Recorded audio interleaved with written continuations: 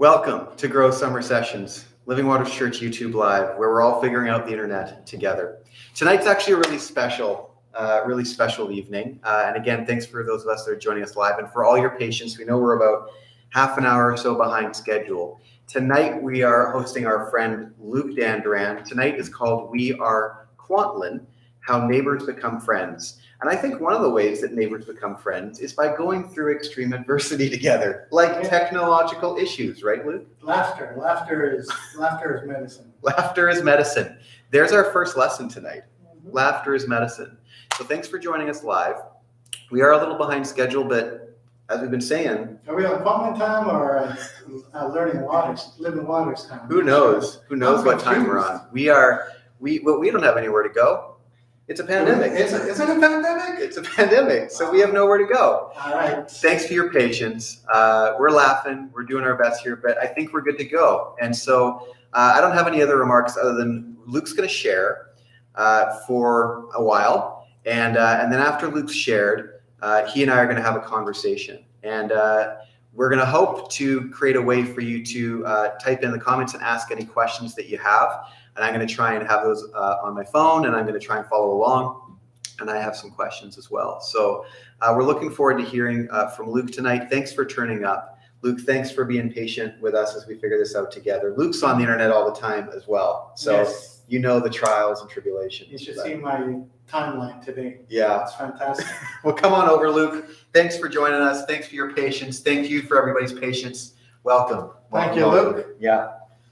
Yeah, so during the technical difficulty, I was on this beautiful machine right here, and we were singing some songs just to pass the time while we looked at the computer, and the first song was This Laptop's Getting on My Nerves. Let me know when people are putting the LOLs, all right? And the second song was one of my personal favorites, was Ruben's Working for Free this week. Anyone there? They're loving it. All right. LOL means for lots of love. Don't forget. Lots of love. So that's one of the teachings too in our Kwantlen teachings is our 7 laws. Teachings that have always been there, but sometimes you forget about them. And one of them, the first one would be ES, is happy or happiness. We look for happiness. We look to our elders for those teachings, or we look to our ancestors to be happy. And this would be one of those moments is that we're having fun with patience.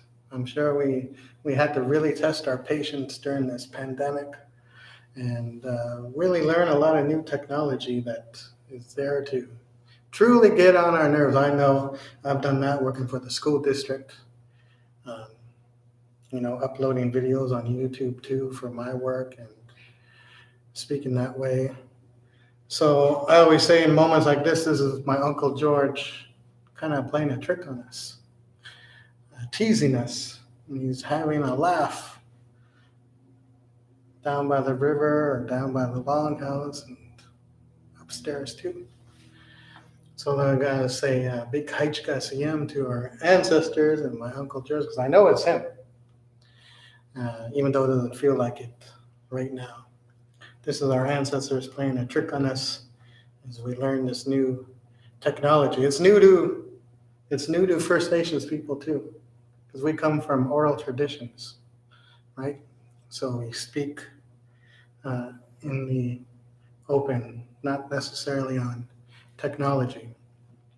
That's one of the hardest things for a First Nations person to do is to learn to adapt to change.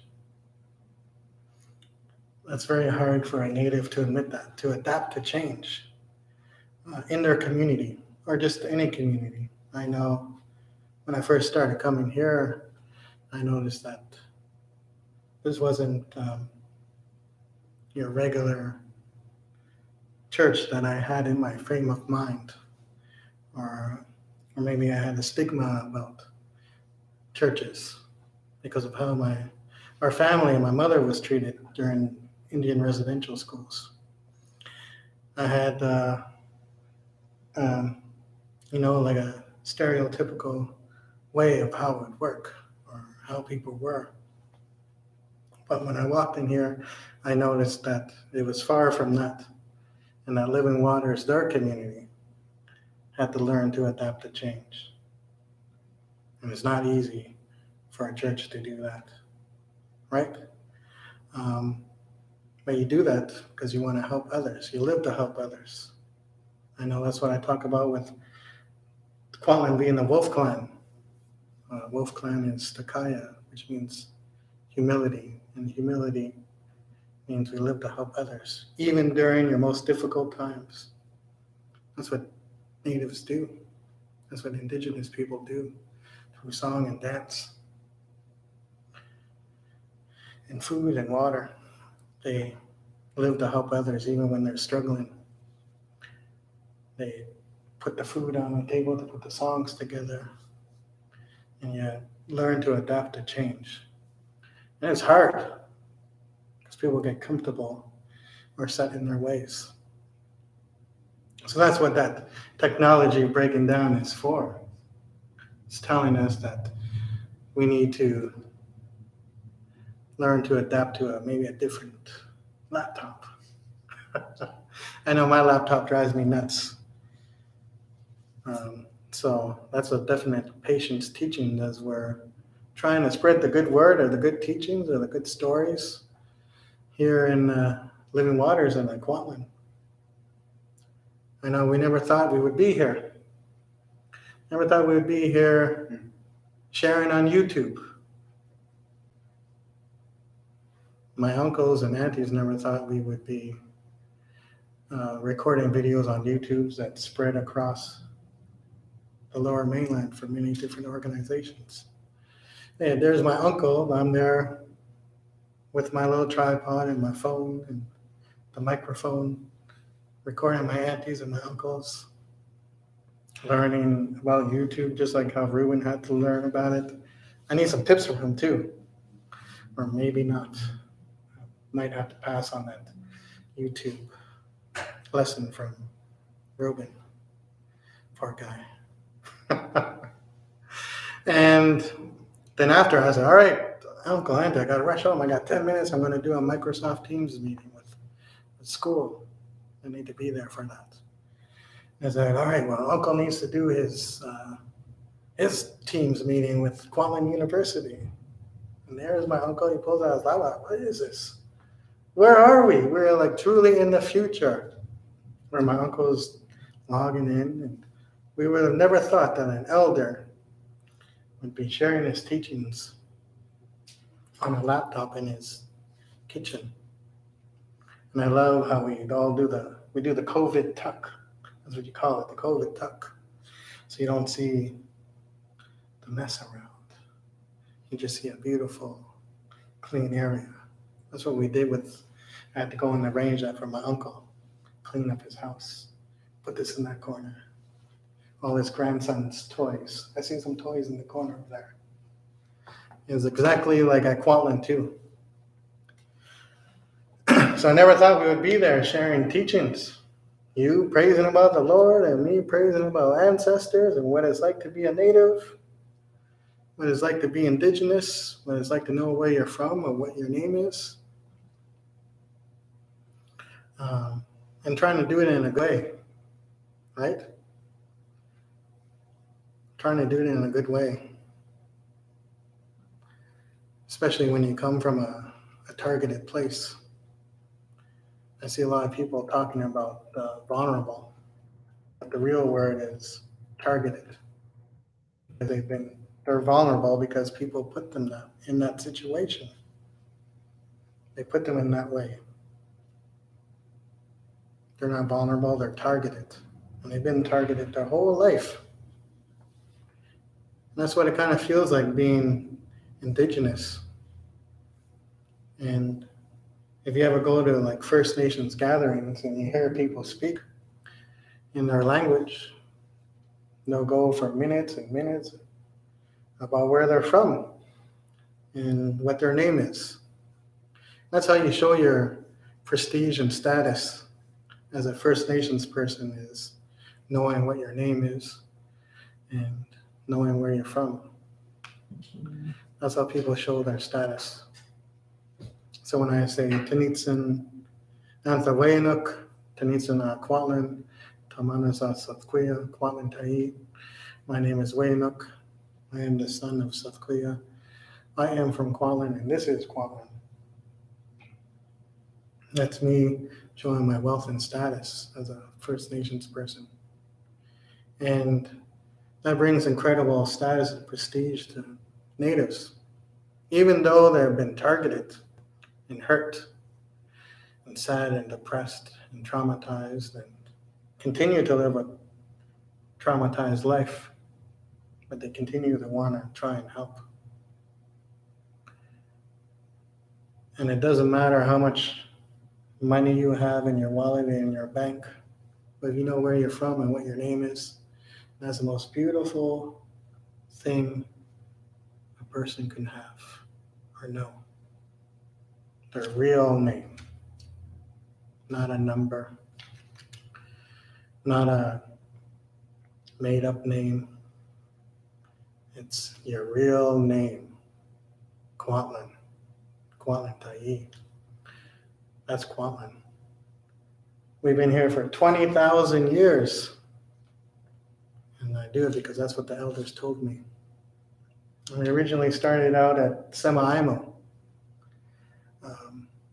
by White Rock. Crescent Beach is where we first started our Kwantlen ways. That's where I found 20,000 years ago. But just like over time and what we experience, what we see every day, it's disasters, pain, trauma, depression, hurt. But people learn how to survive, learn how to thrive. Natives are really good at surviving because they know where they're from and what their name is. That's what a native is there for. So because of natural disasters, flooding, forest fires, earthquakes, conflicts with others, you have to learn to move. You have to learn to adapt to change, which is incredibly hard. So you move further down the river until you find a place that you're safe and comfortable, and a place that you can call home, a place where you can raise your family and teach your children their ways of trying to be a good person, learning how to be healthy.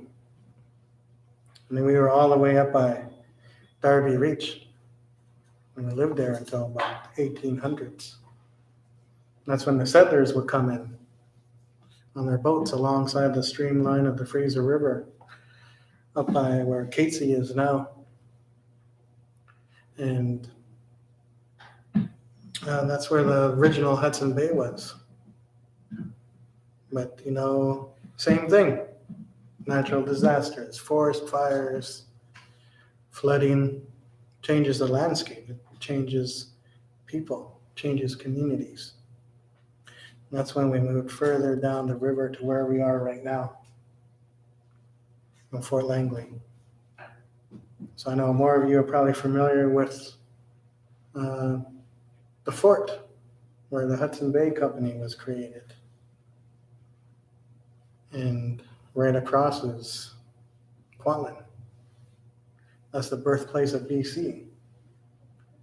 It's a birthplace of BC because that's where Hudson Bay was started. But yet Kwantlen had been here for 20,000 years. And when people say we don't believe you, they say, but why? Our elders would say, but why not? Right? And we have archaeology proof from cedar baskets that our archaeologists are validated as being 12,000 years old, 14,000 years old. And we'll say, maybe we'll get a 20,000, then we'll be like, yeah, who doesn't love a good spite find? Told you. Why didn't you listen to me? That's the most hardest thing, right, is for people to try to listen to your story. And that's a story that a lot of targeted communities have been struggling with. It's for people to finally sit down and listen to your story and hope that they believe you. or they're not rude to you, or disrespectful to you, or sharing their insight, or replying with rude comments online, or memes, or rude emojis. You just hope that people take the time to listen. So that's where we are right now. Since the 1820s. And we traded with the Hudson Bay Company. And if you look at the map of British Columbia and how, because we all live, First Nations communities live beside the water. In this area, they would call it the Stolo people, or Stolo Nation. Stolo means river people. So you live off the land. Not only do you welcome people to the land and territory, you teach them how to live off the land, to make sure they feel welcomed, safe, and comfortable. So that's what Kwantlen has been doing. That's what Native people have been doing since time immemorial. And if you look along the coast, a lot of the name origins for the communities have to call it a place of abundance. A place of abundance, because we were so wealthy and healthy, because my family lived off the land and the water. We ate very healthy. We were spoiled and we didn't even know it. We were wealthy. We didn't even know it. We didn't even use a currency system. We didn't believe in a money or a democracy. But yet, we were very healthy. And how healthy were we? There are stories about how some elders lived to be 133 years old. So we don't have birthdays or calendars, but we celebrate our culture through seasons. And the first one would be in the winter. I know during the winter time is a very difficult situation for people, especially today and before and later. Christmas time. It's hard for people. Financially, maybe you're thinking about past ones who are no longer with you. Or maybe you're living a trauma-informed life and you don't even know it, and this is a moment that triggers you to be upset. That's when you use your moments of healing with your family to be a part of. That's our winter dance. We do that through song and dance. Songs that come from the water. They travel up the river to us, and then we share them with you. The stories come from the water, and we share that water together. It's a true living water. That's why I love this name. And we're right beside each other. So that's our winter dance. It's a time of healing and rehabilitation. It would be like a born-again Christian in your terminology. What we call them babies. They have to learn to relearn their life as an adult, or a young man or a young woman. You have to learn to relive their life because they had so much pain and trauma and anger. And our elders are there to feed them again, teach them how to eat again. It's truly like kind of like a pandemic, where some people stay in the longhouse for months at a time. It would start in November, and then they wouldn't come out to late February, sometimes even early March. They needed to stay in that longhouse. They needed that time to themselves to heal and rejuvenate and bring that culture back. They needed to learn a new song. They needed that healthy food because they couldn't take no more. They couldn't take the fact that they were violent people or they were addicted to Western medicine, prescriptions that were never meant to be for them, and they don't have the capacity to overcome it. So they look to the water, and they stay by the water to heal. And they wait for that song to come to them by the cedar. That's what being a native is about. That's Kwantlen. That's every other community that knows where they're from and what their name is, and they don't use a number to identify with who they are.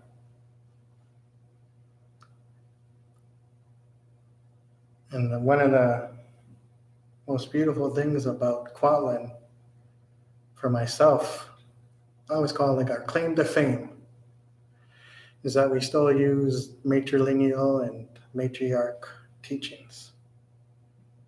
And we're probably one of 5 bands. 1, 2, 3, 4, 5. 5 bands probably left in Canada that do not use a democracy to run their family or their nation.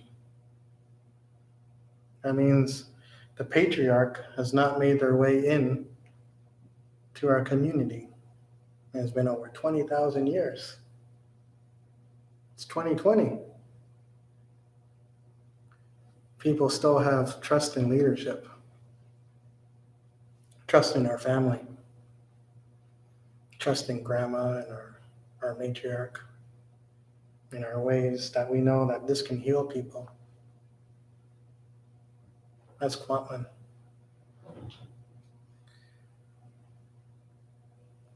So I know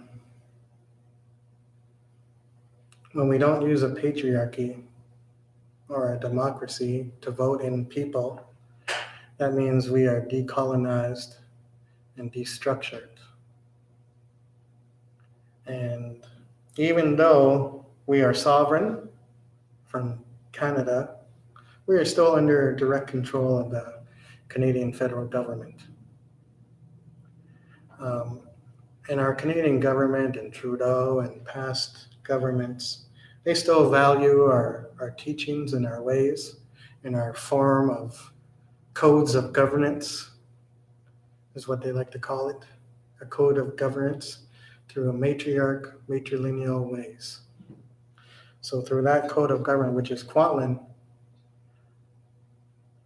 that means it's honored and valued by people in Ottawa and the patriarchy,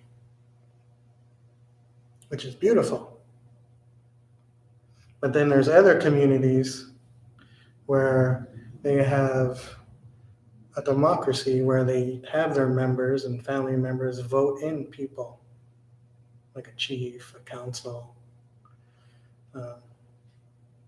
and every few years you have to change it up. That's what we're seeing in America right now.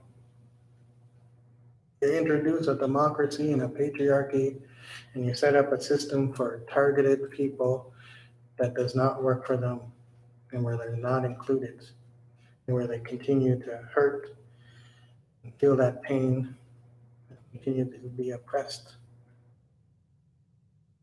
They're just there to survive. Some of them are angry and they don't even know why.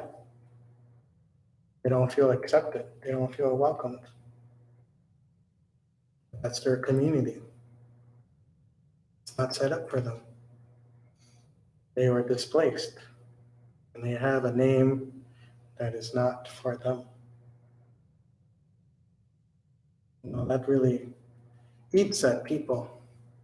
If you do that hundreds and hundreds and hundreds of thousands of times over, that's a patriarchy running his democratic ways. But I know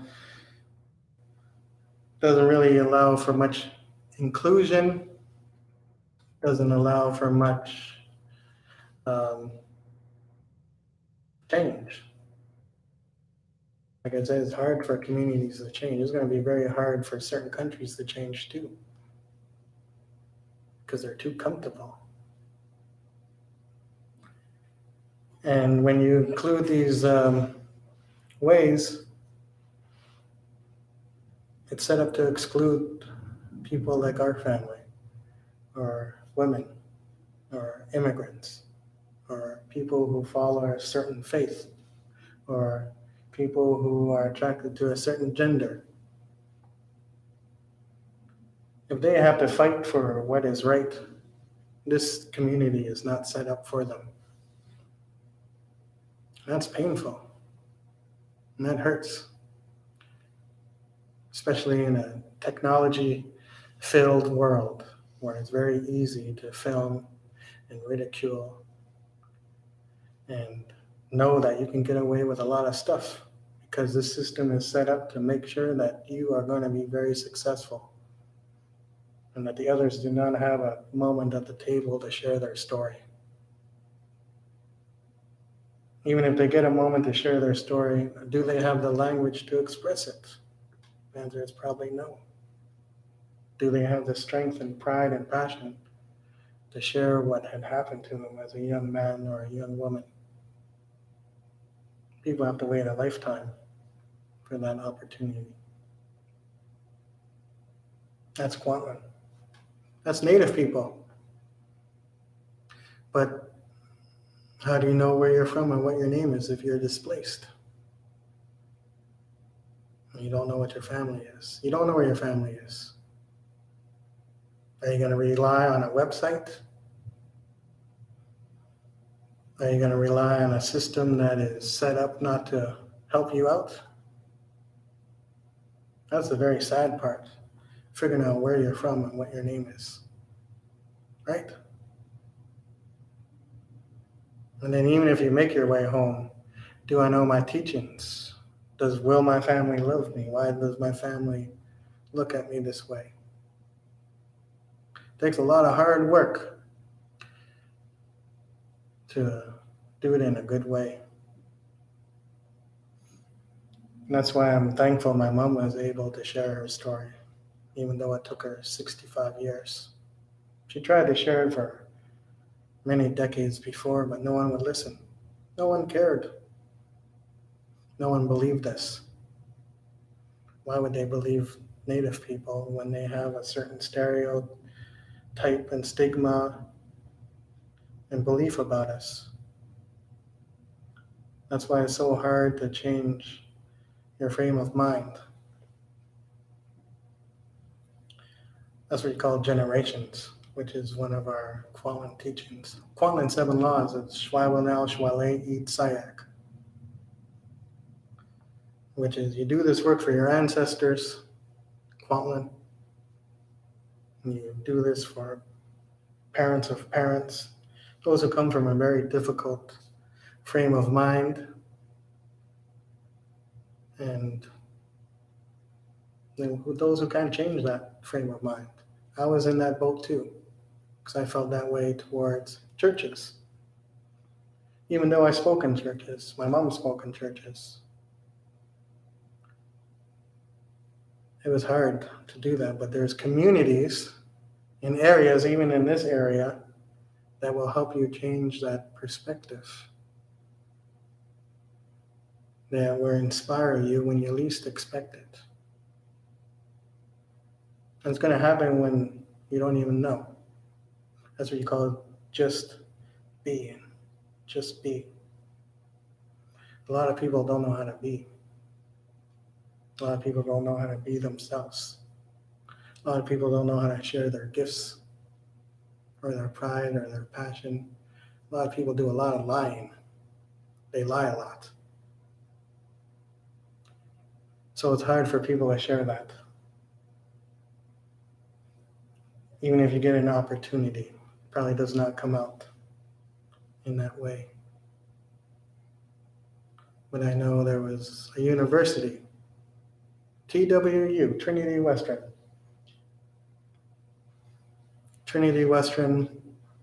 that had my mom speak. It was when she had been sharing her story a lot. She spent 7 years sharing her experiences at Indian residential schools. She spent 9 years away from our family. that train station in Fort Langley is called the Train of Tears. So every time I cross it over, that's where they would pick up the Kwantlen kids and the Catesy kids, and they would bring them to the island. My mom would travel by train, boat, and bus. And then they would bring her to, and she would be away from September 30th till June 30th. So that was when I saw how these people were so kind and caring and loving and sincere and honest. And my mom coming home with all these gifts and smiling. I hadn't seen my mom smile in a long time. I hadn't seen her that happy in a long time. And it moved me. It changed me. And then I knew that, like, our family was put in the wrong light. And this university was put in the wrong light too through the media. Another organization that is there not to benefit you. So when I saw that, how they changed that, I knew that I could get out of that frame of mind and move towards, hey, places of abundance can change your frame of mind too. And we were once a place of abundance too. It's in our name. Maybe that will flip in the next generation, right? And then maybe people from this area will need our help. That's friendship. Working together. And that's how, and then when Living Waters, through my co-worker, she was a host here, and she would set up care packages or Christmas hampers for my family. And it's hard for natives to accept gifts. It's very hard because you kind of want to do it on your own. I thought I would take a healthy risk, and I trusted this person. You know, I knew that this person was honest and sincere and caring. And they've done it over the years. It was hard for me to say thank you too. Just like, I think that's just normal practice for a lot of people. Or to sound sincere, right? And I eventually made my way here to Living Waters just to say thank you. And I remember walking across that bridge. And it was a hot, sunny day. It was sweating. I was like sweating profusely like I am now. It's just all these fabulous lights. And I walked in and I saw the sign, "You are welcome." That was beautiful. And the people at the door were very kind and friendly, very good at calming people's nerves. And then I walk in and I saw Christy at the door. She was a whole lot, "Oh, Christy, man, all right, you're really calming my nerves." I had some coffee. Coffee was delicious. It was like it was made by the nectar of God. It was so good. I love coffee. And then I sat down, I moved to the back, and I'm like sweating profusely because I'm nervous. It's been ages. But then literally the day before I heard Chief Marilyn speak, it's hard for a community to change. That was the night before, and then I sat down and I'm looking around. I was like, this community has changed too. This is not what my stereotypical image or mind of a church is.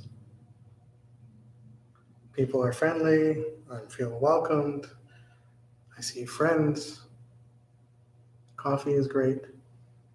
I like to sit in the back. I was sitting in the back because I like to people watch. Love the people watch. See people who are happy, people who are sad, people who are celebrating, And that's when I heard Victoria sing for the first time. And as a man of sound, you can tell right away when someone is, I could feel like that pain and sadness just in that one bar.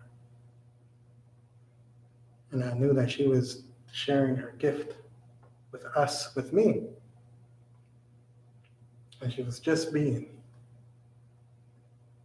Even with the work she does now as a nurse, a frontline worker, people don't expect to be called a hero. People don't expect to receive gifts. They just be, even though they struggle every day, even though they miss people every day, even though it's a struggle to try to stay healthy and be supportive. But you do that through music. That's what I heard. And then I listened to you guys preach too. And you did it in such a good way where it wasn't overbearing. But you were using words that exactly that Chief Merlin uses.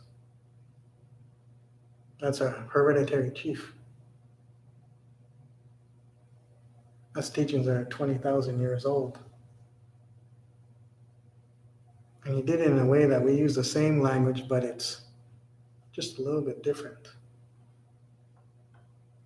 And I really appreciated that. So when I walked across the bridge, I heard that church bells, and that was kind of like a trigger. And I'm literally mid-halfway, and I'm like, maybe I should go back. I didn't even tell my mom where I was going. I was embarrassed. I didn't want to say I'm a native going to a church. That's a tough thing to say.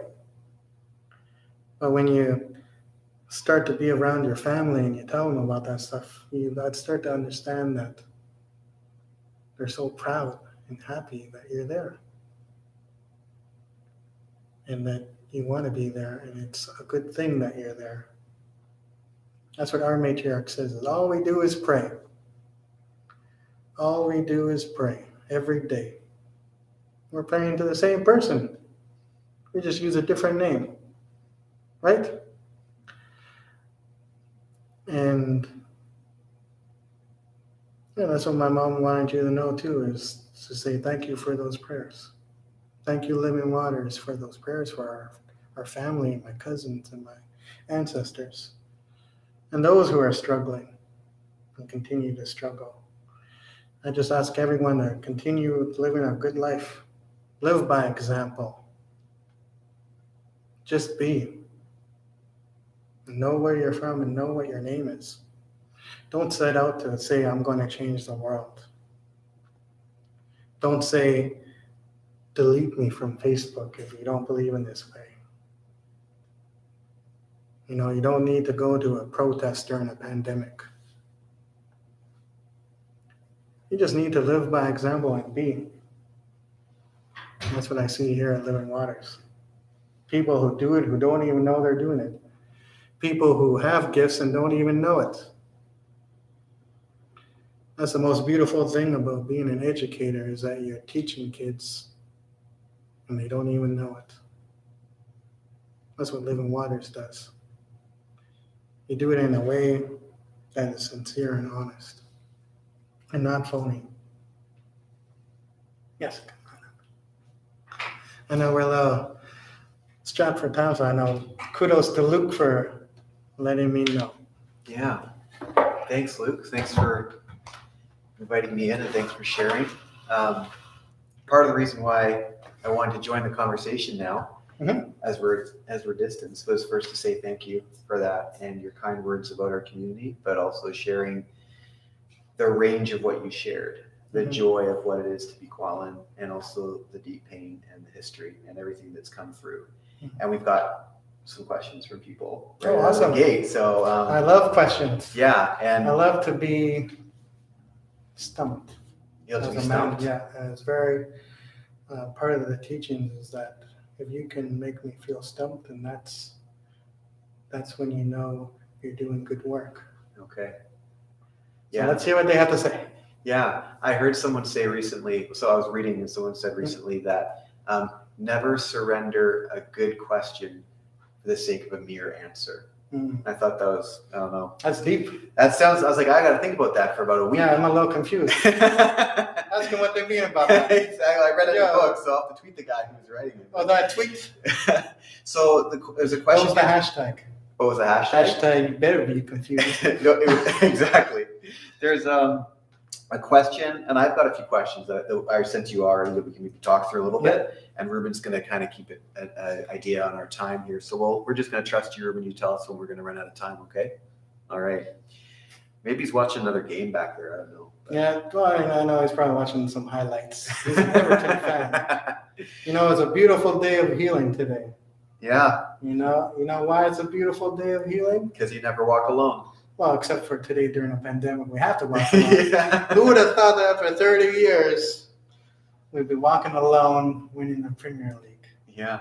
That's another great way through First Nations communities. Yeah. If you want to create friendship, yeah, it's through sports. Sport, yeah. So a lot of Native communities don't have beef with each other, at least here in the West Coast. Yeah. We don't believe in conflict or war or fighting each other. Yeah. What we do believe is beefing through sports. Right. So a lot of, it goes really deep. Yeah. A lot of people get angry. And if you ever go to a First Nations funeral here, you'll see a lot of the caskets are filled with like their sports flag. Right. So like Seahawks, Canucks. Yeah. Because like a flag is a colonial teaching. Right. And that's not us. Right. But our beef comes through sports. That's how you access it. So you can that's why I love that banter. You can share ground with sports, and you can share ground through music and all those sorts yes, of absolutely. things. The question that comes from Laura is this. And everybody's probably seen it on YouTube, but you're hearing it for the first time. So I'll just read it if that's okay. Okay, yeah, sounds good. When you're sharing where you're from, your name, and you say that you are son of, and she has son of in quotes, do you share both parents' names, or is it a maternal or paternal line that is shared? Yeah, that's a very good question. And we talked about this in terms of discovering or rediscovering or naming ceremonies. So maybe you can give us an acute understanding of like how you came to your name that you carry. Yeah. Because I think that might answer that question. Yeah. So Wayanuk is I am from Kwantlen. That's where my grandma's from. Yeah. And my mom. But my grandfather came from Nooksack, Washington, which is in Deming. So a long time ago, there was no such thing as borders. Right. So if you're going to get a native name, it has to come from your mother on your grandfather's side. Mm-hmm. So the language they speak in the southern parts of the U.S., yeah, even though like Kwantlen used to be down there, yeah, sometimes people don't believe us, right? But it's true. So my name would have to come from there, but that dialect from my grandfather's side is a little bit easier to speak. Okay. Which is Wayanuk. So it has to come from your mother's father's side. Mother's father's side. Yeah, so her father, my grandfather, has to come from my grandfather. Right. So it's a combination of maternal and paternal because that's just the nature of procreation. And the teachings go, if you're First Nations, like full status, yeah, it has to be from the matriarch. Right. The matriarch is First Nations. Yeah. But if you go towards a patriarch on your father's side, and the father's with a non-Indigenous person, that makes you, you're following the patriarchy ways. Right. That was set up by a colonial structure by the Canadian government. Right. So you are Métis. Yeah. Métis are considered the first citizens of Canada. Right. So my mother met my father in the military. Mm-hmm. So when she survived 3 Indian residential schools, my grandmother had to sign a paper for her to go to military. So she went from one regiment to another. So my father was French Canadian, and I know a lot of people struggle with identity too, especially if you come from a mixed area. It's all about what you pretty much identify with the most. Mm-hmm. or what you're comfortable with. What you're, Yeah, what and your own that's also perception. with names too. I do that a lot with teachers and principals. They're not comfortable with a lot of names, but we are. Right. And I said, yeah, well, this has been set up in a way for you to be confused, upset. I'm not upset about this word. Yeah. And he said, well, that's funny because I am. Yeah. I said, well, how can we get to that point of time where you're comfortable with that? Right. And where can you get comfortable with your identity? Right. My identity is with Kwantlen. Yeah. I have American heritage. Right. But I'm not there. Yeah. I'm here. Yeah. That's what I choose to identify with. And same with my father. Being a French Canadian, he did not want to identify as being a French Canadian, especially living in Montreal. Mm-hmm. Very difficult times in that area. It still is. You either have to pick one group or another. Mm-hmm. And he wanted to be Native. Mm-hmm. He was from the Wanabe Nation. Right. He wanted to be a Native. Right. Get that? That's how much he loved my mother. That's how much. That's beautiful. That's how much he loved it. And the saddest part was he wanted to be adopted by Kwantlen. He wanted Chief Maryland to adopt my dad. Yeah. But he never made it here. Yeah. He passed away in Montreal. Mm-hmm. So, yeah, is when I moved back is when I started doing all these teachings in the language, and being in the school district, and just trying to be. Yeah. It's hard to be. It is hard to be. It takes years and years. Just recently that I learned to lighten up. Yeah. Right? Yeah. I hope that answers your question, Laura. I think it does, like in terms of understanding matriarchy, but also like that there's complexity in that in terms of histories, right? Yeah, and there's you got to do what you feel comfortable with, right? I could also say that I'm part white, but I can't prove it. Yeah, well, right? Exactly. Luke, there's some things I think people just want to let you know as we're talking, and then I have another question for you. But people are just saying thanks for sharing. Like, there's just so much love, and Ruben's texting this all to you, so you can have a look at it. I left later. You're going to see. I left my phone at home. Yeah, I'd like to not have mine, but our technology failed us, so I'm looking on my little device here. So some questions that I have here that's particularly connected to the name of Kwantlen and what it means. And we were talking about this the other day. Can you tell us what Kwantlen means and some of the history behind that? Because it's one of those things that you'd think that we would know what Kwantlen means, but so many people don't know. I didn't know, living and working in Fort Langley for all this time. Never did I know that. So could you give us some insight into what Kwantlen means and some of the history behind it? Yeah, it means a tireless runner, a tireless hunter. The men would take care of sending the messages, spreading a message. Like it's the way you look as a man of sound. I'm here to speak on behalf of my mom and my uncles and my ancestors and my aunties and those who don't have the strength to share their story, but I know their story, like Ricky and my uncle. Yeah, I'm here to share their stories and to let people know about that. So during that time, that was our main mode of transportation, was the water. And we were, like I said, we were so healthy, very fit. And the men used to run up and down that river, or kayak, or whatever they felt like. And like I said, we lived off the land. And there's no gluten, there's no trans fat, there's no mocha frappuccinos, there's no whatever, what's next one, saturated. Whatever the new fad will be. So that cuts people's lives in halves. It was normal to be 133 years old. That's what you would do. You would run nonstop just to share a message. It's like, hey, you know what? Luke's going to speak at Living Waters. Go and tell the people in Musqueam. Go up and go to Squamish and let them know. Or if there was a naming ceremony, and say, Chief Maryland wants you to come. Tell the elders to come.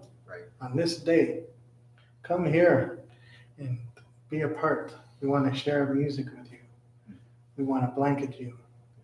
We want to share food with you. We want to celebrate our ways and just be happy. So that was what they were just running tirelessly up and down the river or down by the cedar trees and giving these messages. Or hunting. The men were the hunters. And the women would take care of the families. Right? So that was our form. That was our form of social media. Right. Was just a good old like face to face. And when we have like our public celebrations, like the salmon ceremony, yeah, you know, I have to invite people personally, like face to face. Yeah. And tell them, yeah, you're welcome. Come and share some food. Yeah. We'll show you our ways. Yeah. We'll show you what our teachings. We know our songs. These are our elders. Yeah. They're our knowledge keepers. Say hello. Yeah. Come have some salmon with us. Yeah. Have a snapple. Yeah. Right? Some of us got to go. That would be that message. That was our form of social media. Yeah. So Kwantlen means tireless runner or tireless hunter, and that's some of the story behind that, the history behind that. Yeah. And that's, I mean, we always joke about this when I say, like, well, I run across the bridge all the time. That's how I know I'm not Kwantlen, because I'm not tireless. I know. You know what? I don't like to run either. So, you know, that makes me a real phony neighbor. He's a real phony, that guy. You know what? Because he don't like to run. It means tireless runner. We got a couple more questions. Is it okay if I ask them? Of course. Okay. Someone's asking, do you feel that kids today are receiving a more honest education about Indigenous culture than, say, 10 years ago? Of course. Okay. Because it has to be on both sides of the bridge. And different communities have different teachings. So some communities are further ahead than others. Yeah. Some are still in incredible pain. Yeah. Some don't know where they're from or what their name is. And you're not there to force your cultural teachings there. You're just there to share stories. Yeah. There's a difference between sharing stories and then saying, hey, you need to learn about you being native because your grandma said you're native. But I don't want to be native. Right. Right? And that's what I deal with a lot of families. I would say like 95 to 98% of people don't know where they're from. Yeah. But they have a story, and it's usually the same story where they're ashamed. Yeah. Or they don't know where they're from.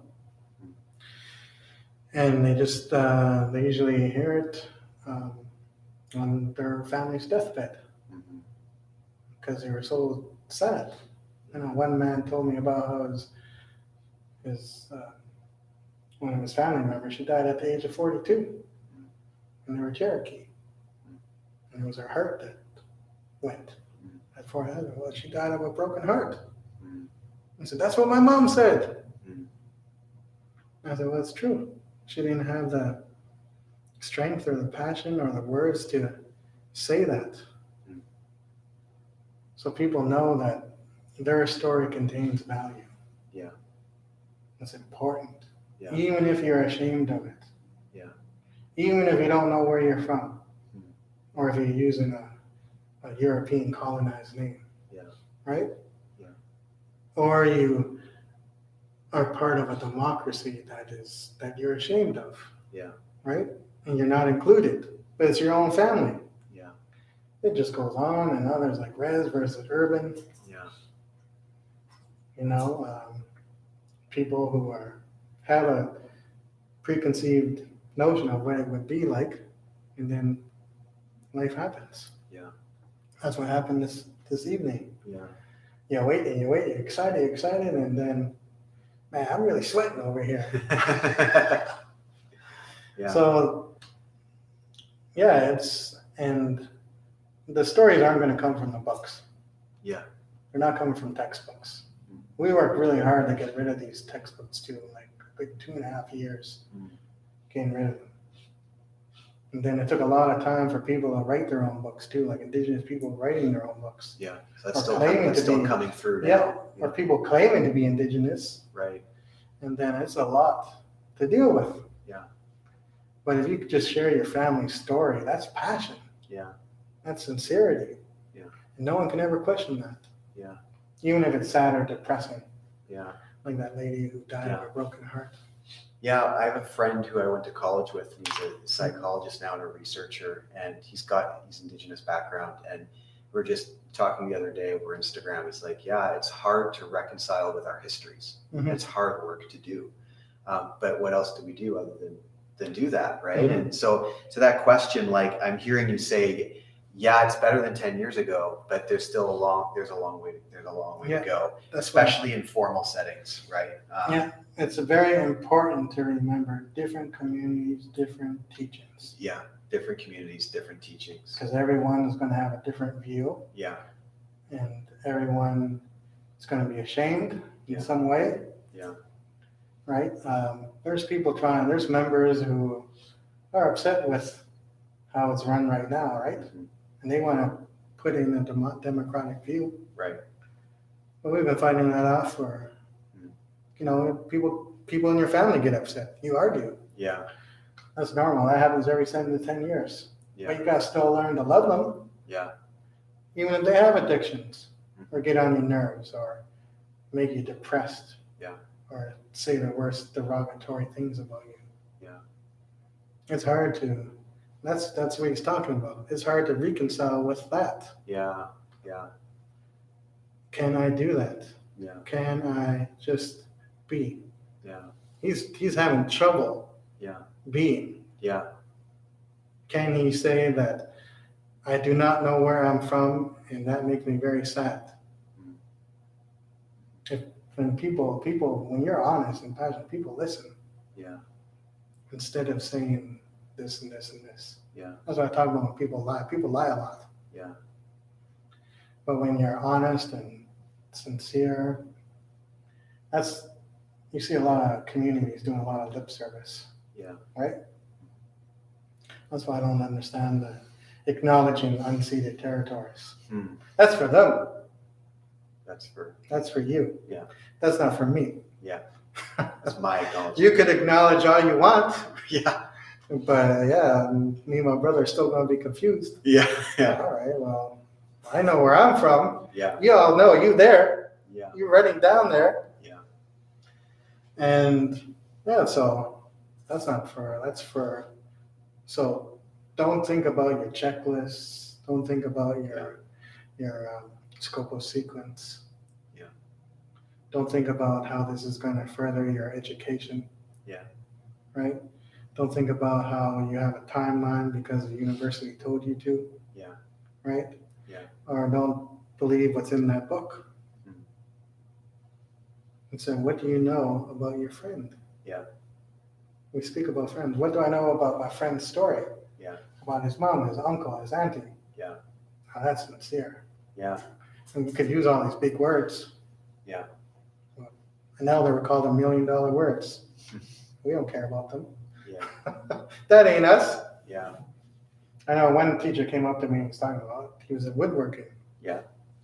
He said, how can I incorporate? I think I want to talk about totems and all this stuff, but I need to teach as a master's. He's using all these big words just to be safe. Yeah.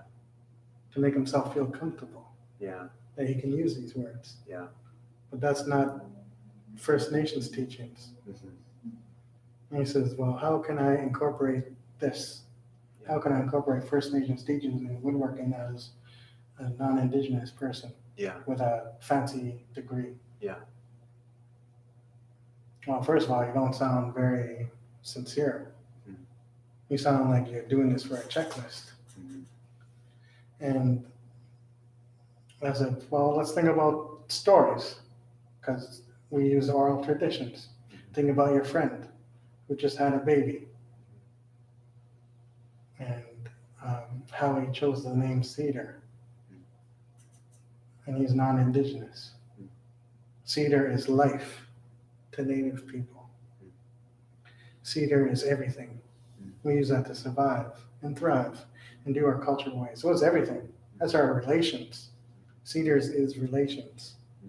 So the fact that he chose that name to honor his firstborn, that's life. That's important.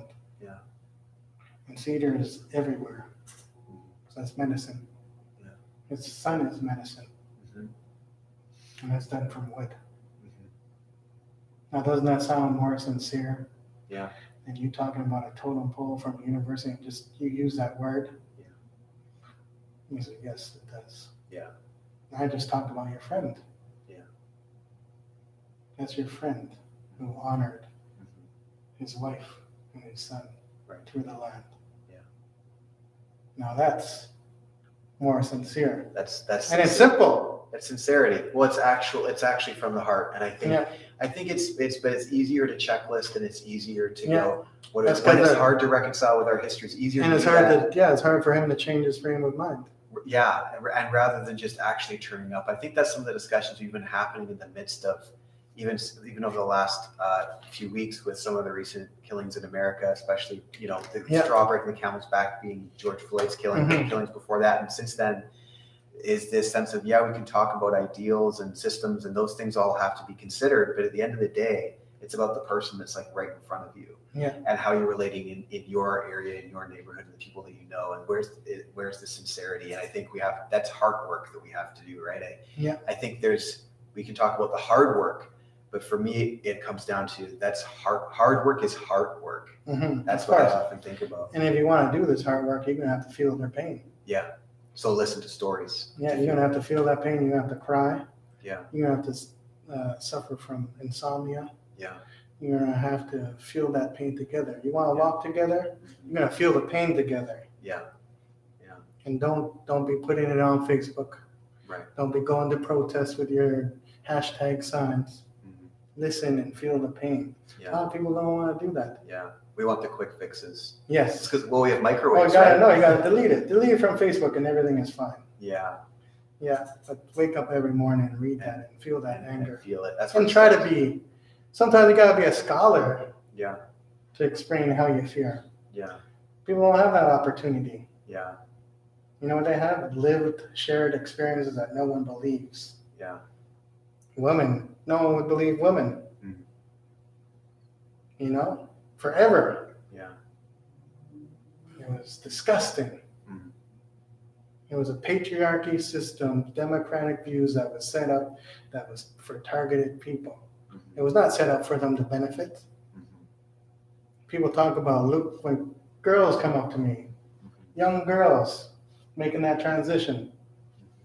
Look, is the future really going to be female? Right. I said, young lady, just come down the road. It's always been female. Right. For 20,000 years. Right. And we stopped the patriarchy at that bridge named Jacob. Right? That's where it stops. That's sovereign. That's matriarch.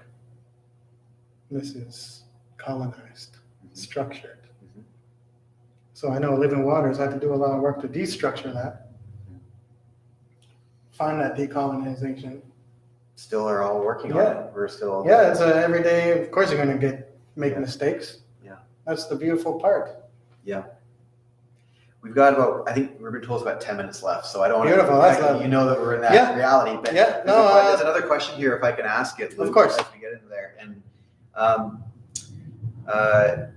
there's a couple of them.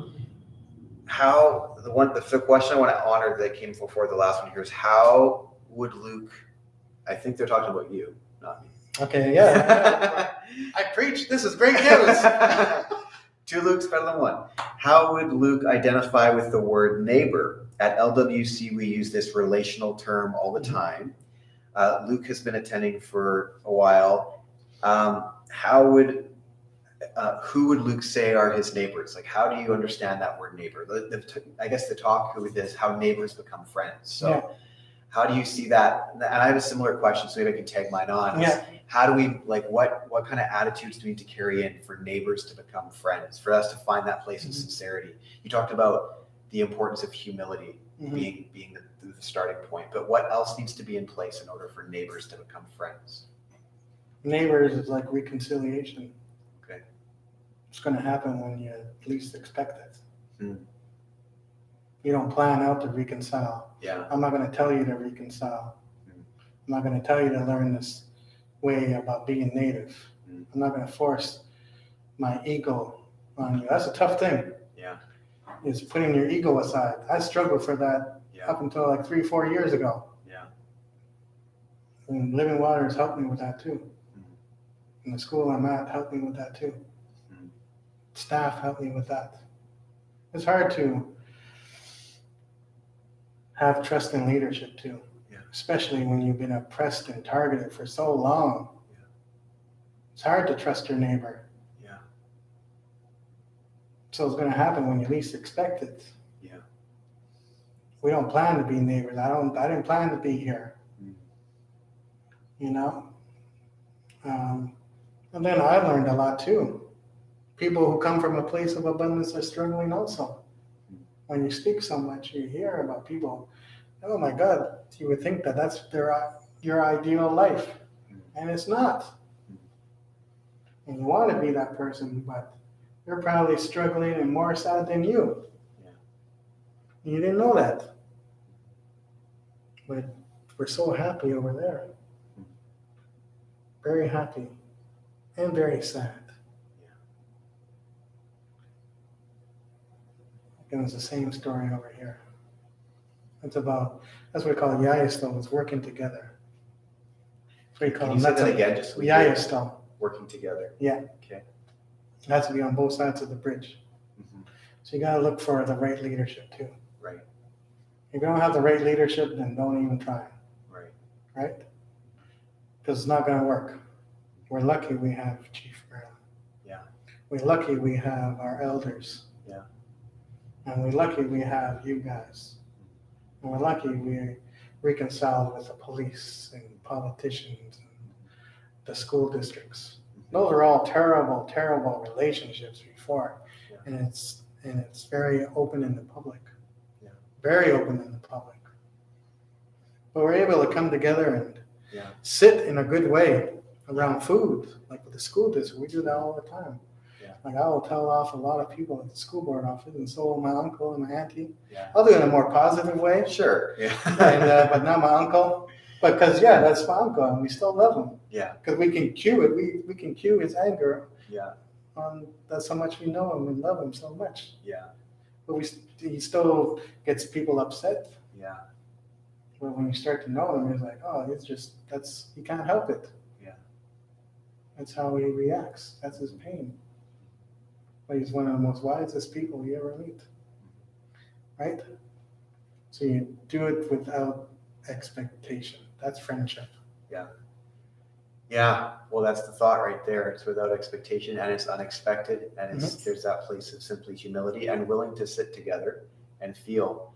One of my favorite writers likes to say that, and can I share this quote? Just resonated with me what you said. They said that whenever we leave somewhere, like whenever we refuse to sit with somebody, we're saying inherently, God can't happen there. Mm-hmm. It's like we're washing our hands of one another. And in like a Christian tradition, the teachings of Jesus isn't washing his hands of people; he's washing people's feet. Mm-hmm. You know, but that's humility, and that's sitting with and knowing and getting dirty and truly loving. But I was talking with a friend last week, and they just said we don't know how to talk to one another anymore. We know how to comment at one another and tweet at each other and all that kind of stuff. We don't know how to talk to one another anymore. But see, they lost that teaching. Yeah. What's the teaching? The teaching has always been there. Mm-hmm. They forgot about it. Mm-hmm. That's culture. Mm-hmm. That's friendship. That's partnership. It's there. Yeah. And it's very simple words. Yeah. They just don't have the strength or the passion or the love to say that. Yeah. Because they're frame of mind is somewhere else. Yeah. That's why I left my phone at home. Yeah. I don't bring my phone in classrooms. Yeah. And people need to feel what it's like to be uncomfortable. Yeah. Just for a little bit. Yeah. Because Native people, two-spirited people, Muslims, they deal with that. Black people deal with that every single day. They can't get up and leave. Once they get up, they're there. Yeah. They can't leave. Yeah. That's why I make sure when I'm in circles, kids don't go to the bathroom. Yeah. You're staying and you're going to be uncomfortable because you need to be uncomfortable. Yeah. Because high school is not going to be an easy walk in the park.